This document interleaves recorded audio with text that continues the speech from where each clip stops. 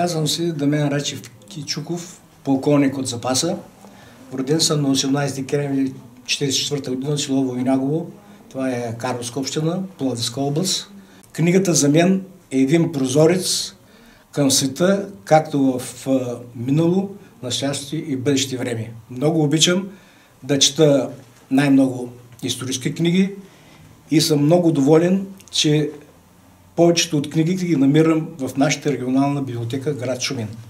Много съм благодарен на колектива на библиотеката и изказвам моите сърдечни пожелания на целия колектив, на нейния ръководен състав и да им пожелая в настоящата 2016 година много здраве, щастие, радост и много творчески успехи. Послание към шуменци, към младото поколение особено, да четат много историята, защото един народ, който има собствена история, знае и може да гледа много смело напред в бъдещето.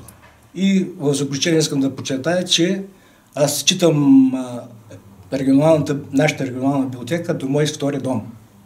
Благодаря.